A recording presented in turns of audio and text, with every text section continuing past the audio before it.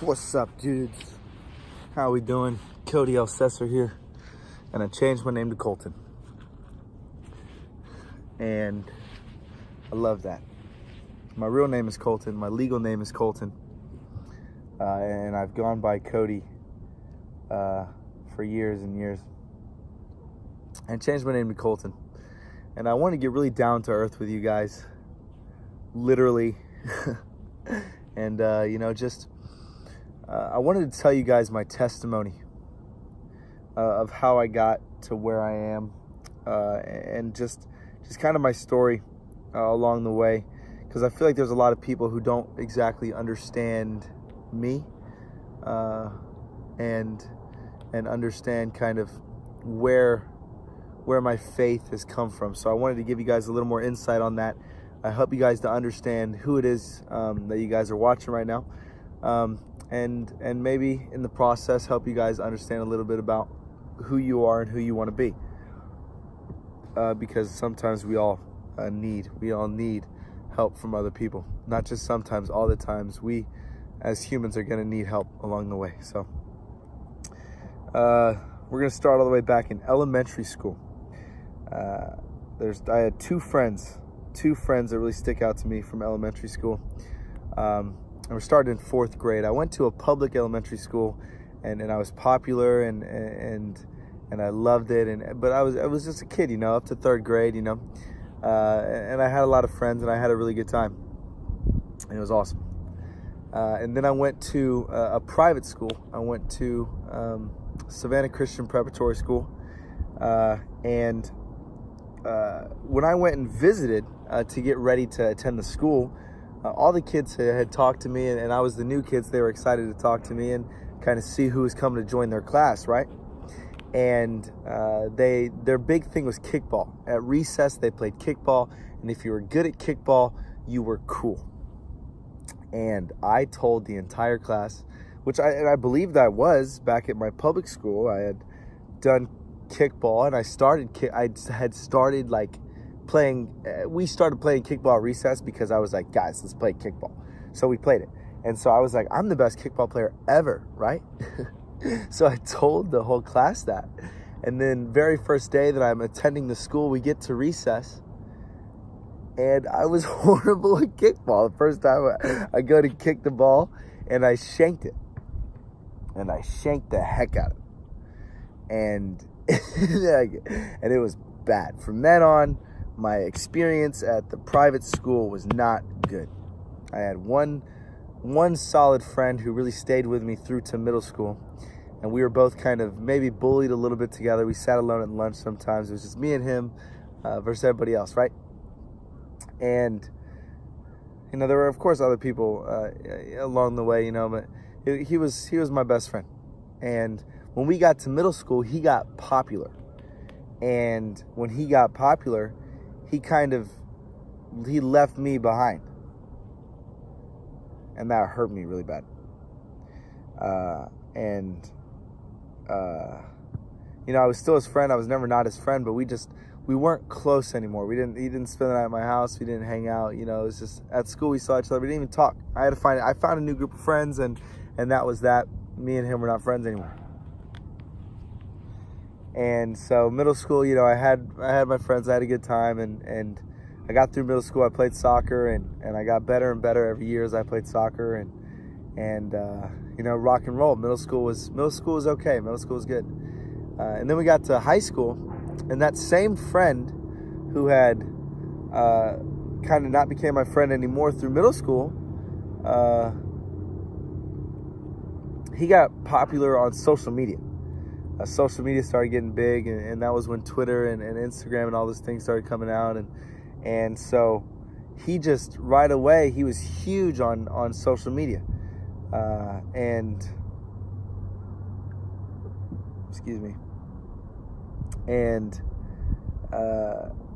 we ended up going to the same high school as well, and him having that huge growth, I wanted to be like him. I wanted to do what he did so that I could get back at him, and I wanted to be better than he was. I wanted to be better than him. And so that's what I shout out to. I said, I'm going to be the most popular kid. I'm going to go to all the parties. I'm gonna party. I'm gonna get huge on social media. Everyone's gonna know who I am. And when I pass him and followers on Twitter, I'm better than him. I'm gonna be better than, and I'm gonna be sad. I'm gonna be happy with who I am after I'm better than somebody else. And I still struggle with that.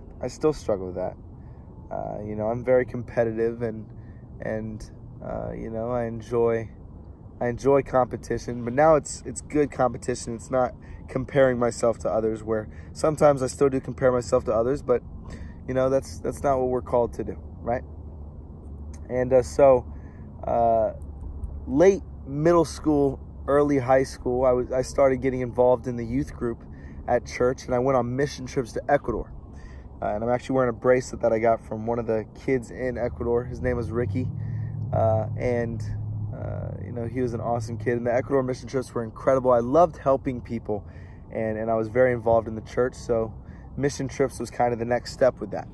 So started doing mission trips, and I ended up going to Ecuador 3 times, and every time getting a little closer to God and a little closer to community.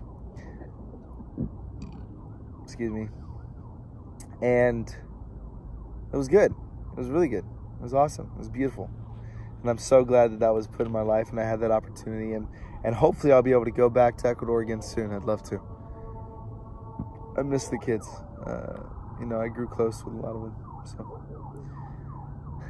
So that's deep in my heart. I went 3 years, and then I stopped going. I didn't do it anymore. It's expensive. It's not easy. You can't just go on a mission trip every year. You can, but it's not easy. And so the year after when I stopped the mission trips, the year after, the group that went came back, and they told me that there were kids who had asked about me and asked where I was, and had missed me and were sad, and that hurt me, because I was like, I felt like I gave up on the kids. I felt like I'd given up, and that was. Hopefully I'll be able to go back to Ecuador soon and talk to them. But I know that it's not about me. It's about what they learned through the time that they spent with me, and hopefully they learned that Jesus loves them. And I really hope that that's what they took away from that. So high school started, and like I said, I wanted to party and get big on social media and all that kind of stuff. So I did. I went to all the parties, and I like to say that I was popular. I was known, and not that I had the coolest friends, or that I was just very known, because social media made it so that you could get out there. And also I went to a bunch of parties, so everyone knew who I was. And then I started going. When I started going to parties, I enjoy entertaining people. I've done musicals, and I've done like plays and things like that. I enjoy entertaining people. So at parties, I'd start doing wild stuff to get attention. I love attention. I love seeking attention, and I don't love seeking attention is not something good to do. Because it's not about what other people say about us. It's about who we know that we are. And also the only thing that matters to me is what God says about me. Now it's not how it was. So how it was. I partied and went crazy, and I posted videos of me partying everywhere, and I loved it. I loved it because I was getting all this attention, and it was awesome. It really was, and I enjoyed high school a lot.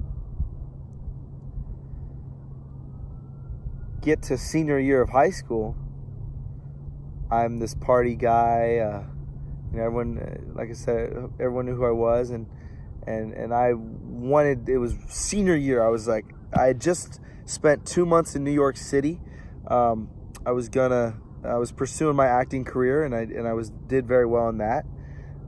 And I got back from New York, and it was time to go to my high school, and all these kids had seen all my Snapchat stories and Instagram posts from New York, and I was like, I'm gonna come back, I'm gonna be the coolest kid ever. I am the coolest kid ever. It was about me, very narcissistic. And I hate to put that label on it, narcissistic, but like really it was about what can I do to make people like me, right? And so very first day of senior year, had a cooler beer in my car. And at this time I started getting involved in drugs. The way that I got away from those mission trips and stopped going to church, I started smoking weed with some friends of mine. And that kind of brought me away from my relationship with Jesus, and I wasn't there. I've always had faith in God, but I didn't know who Jesus was, you know? And so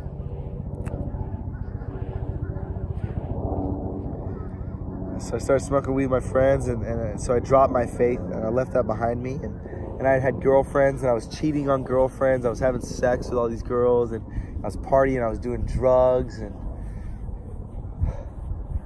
you know, it was a time in my life that was a lot of fun because it was constantly filled with entertainment and all these emotions. My life was based around emotion, right?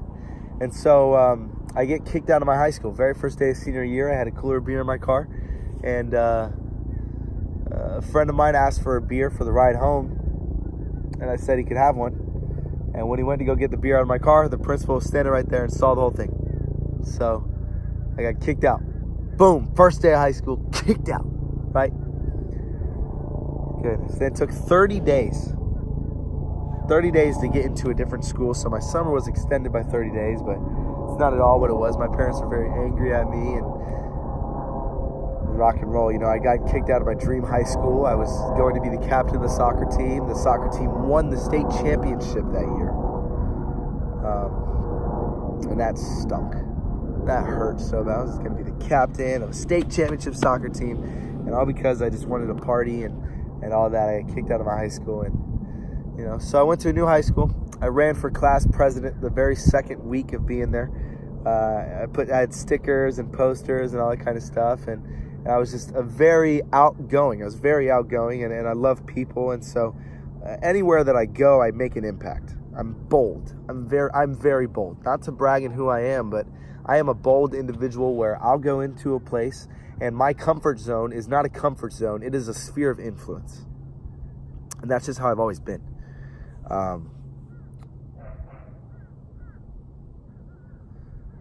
Until college came around.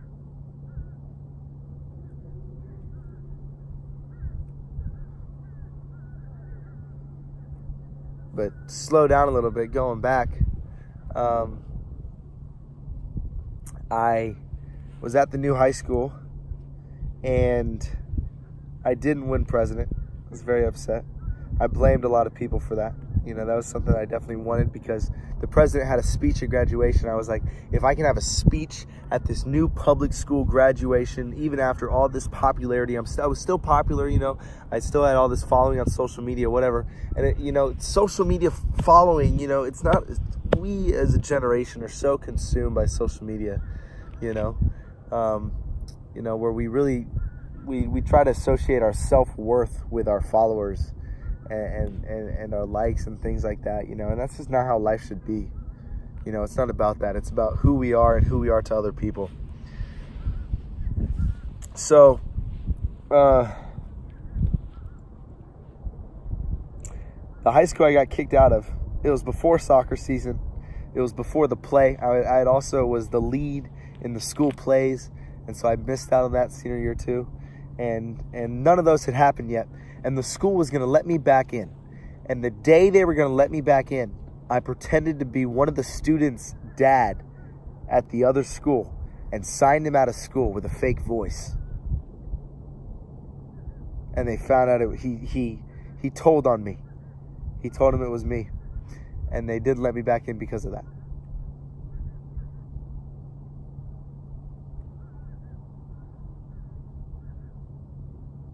I had cried for hours when they kicked me out.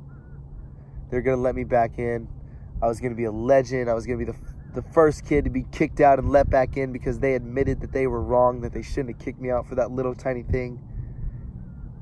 And then I did that. So boom, that's gone. Erased. Right? So fast forward, I ended up getting in a fight. Started getting in fights with a bunch of people. I got in 3 or 4 fights. You know, just a lot of anger, and I said I'm better than everybody else. I was better than I just thought I was the best. I thought I was so cool and the best kid ever, and just better than anybody else. No one is like me. I'm Cody Elsesser. I'm the man, right? And I was the man. You know, I had a lot of confidence about myself and all that stuff, but I have no idea how I made other people feel. So college comes around. Don't know how I got into college. I procrastinated even applying to colleges until like the end of 4th quarter of senior year, and I got into Kennesaw. I got into Kennesaw University, and I was like, that was such a relief. You know, I had applied for Georgia. I didn't get into Georgia, and all that kind of stuff. So, you know, applying to colleges is stressful. And so I finally got into a college, and bada bing, bada boom, I get my own house.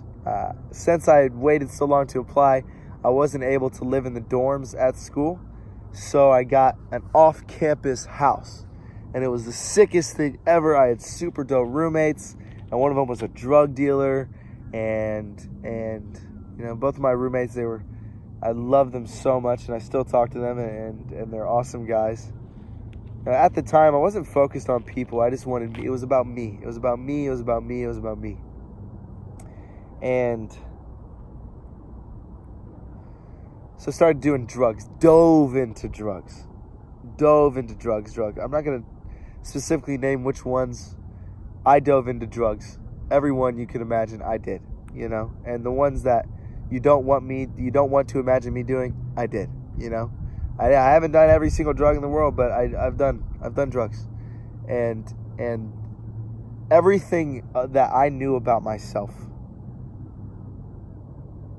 was gone because of the choices that I made. My grades dropped horrendously. I partied, and this is just the first semester of freshman year. All of a sudden, I don't even know who I am. I was questioning my sexuality. I was just so isolated. I had dropped out after the first semester. I had gotten a job, and I was making decent money and paying rent, and I was handling myself. So it was good. It was good, and I was secure. But I had no idea who I was. And I had anxiety. I had depression. There was a point where I believed that those who were closest to me hated me. All I wanted was approval for others, and I couldn't get it because I wasn't who I still was. I wasn't charismatic anymore. I was just filled with anxiety. And college. And it was fun, you know. It was fun when I was drunk, but it was horrible. It was horrible. I didn't know who I was, and I wasn't comfortable with anybody, and I started looking at girls to comfort me, and just sex, and started having sex and drugs, and sex, drugs, and rock and roll. That's what it was. And my mom had sent me a devotional book. And the devotional book had Bible verses for every day. And I read it a little bit, and I found it comforting. And it got to where people were asking me about it. And I was kind of ashamed of my faith, you know, because of who I was. So I started hiding the book a little bit, but then I chose to leave it out because people were asking me about it. And I made that choice. And because I made that choice, God began to intervene in my life because I was reaching out to him. The second I started reaching out to God, he reached right back out. And not some spiritual breakthrough kind of way. Just, I found comfort in that devotional book, and looking back on it now, things started moving forward there. Okay. So then my job that I had, the money started not coming in anymore. I wasn't able to pay rent anymore. So I had to move back home and work with my dad to pay the rent at the house that I wasn't living at. all because of the choices I had made all around drugs. It was drugs. Drugs sent me down such a toilet bowl of confusion and isolation. And, oh, it was horrible. But I still had, I loved my friends and we still had a good time overall. But in the long term of things, those choices were not what I needed for myself, nor what God wanted for me. And so I came back home and I got kicked out of the house. I was still allowed to work with my dad. I was kicked out of the house. And then I stopped working with my dad, got a new job. Kicked out of the house. 4 or 5 times I've been kicked out of the house. Finally, I had been kicked out of the house, but I believe last time, I was like, I got to live in my friend's house. I need to couch surf, rock and roll. Here we go. Time to start life. Working every day and just life. Fine, I'm going to save up, be able to pay rent, life. Here we go. And my mom took me to lunch one day after I had been kicked out. And she stood firm in her faith. And through that, God spoke to me through her to let me know that I wasn't alone. And that things are going to be okay. As long as I would recognize His presence and start moving towards Him and what He, what Jesus wanted. And so I started looking at testimonies online. I started doing little tiny Bible studies on my phone on the Bible app just to start moving forward in that. A relationship with Jesus, it doesn't have to be going out and boldly evangelizing. You can do whatever you want as long as you're recognizing Jesus and you're moving towards Him and you're praying and fasting and reading the Bible. Those are the 3 things: praying, fasting, and reading the Bible. Those are the 3 things that brought me back to sanity, to life, to this beautiful, beautiful day. Was reading the Bible, fasting, and praying. And so, all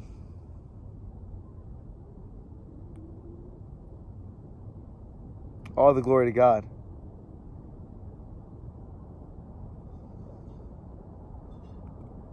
After I started moving towards Jesus, He started showing Himself more and more to me and showing me how lost the people in my sphere of influence were.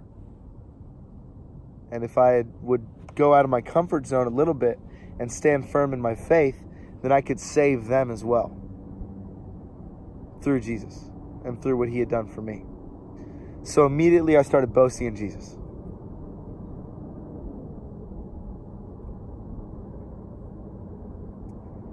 And it was incredible because I chose that kind of faith to boast in Jesus. He nonstop fix things. Jesus is the healer. He's the Son of Man, and He wants us to grow, and He will fix everything in our life if we begin to grow towards Him and who He is. If you want to know more about that, read John 15 in the Bible. And so through that, when I started boasting in Jesus, a lot of people turned away from me. And that was tests that God wanted to put me through to see how long I could stand firm and how much I loved Him. God wanted to test me in that. And so I got very angry. I started getting angry at people because they wouldn't come to me. I wasn't involved in community. And so I was angry. And out of anger, I began impulsively throwing Jesus in people's faces when I should have chose love over religion. Because Jesus calls us to love one another. And so,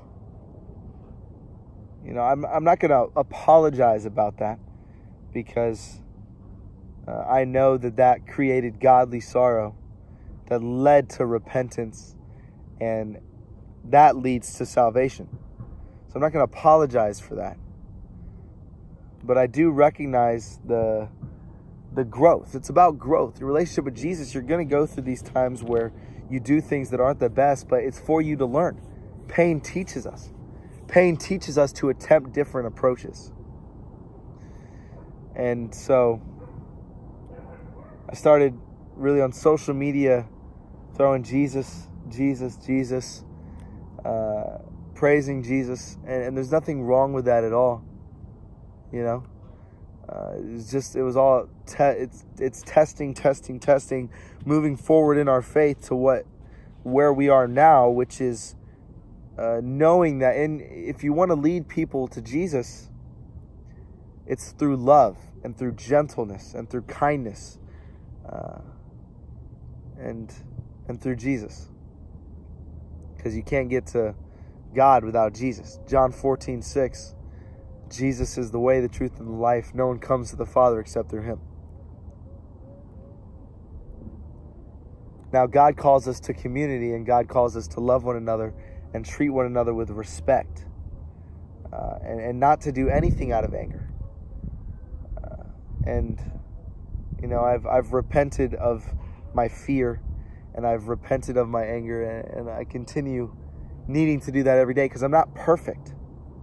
I'm not perfect at all. I'm not. But no one is. And we can strive towards perfection only through Christ.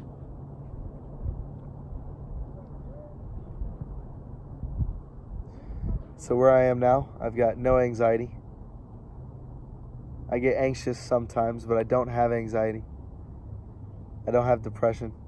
I don't get depressed. I was sent to a psychiatric care facility by my mom. And God wanted me there to share the gospel. And I'm growing in the relationship that I have with my mom and with my family. And if we don't have a tight hold, if we can't control our family, or we can't lead our family, then how can we lead others to Jesus if we can't even love our family? So working on that every day. Keep me in your prayers, please. Keep my family in your prayers. And keep my ministry in your prayers, please.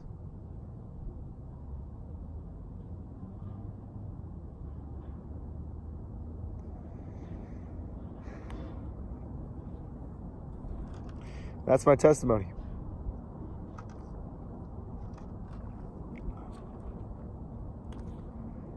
Jesus loves you.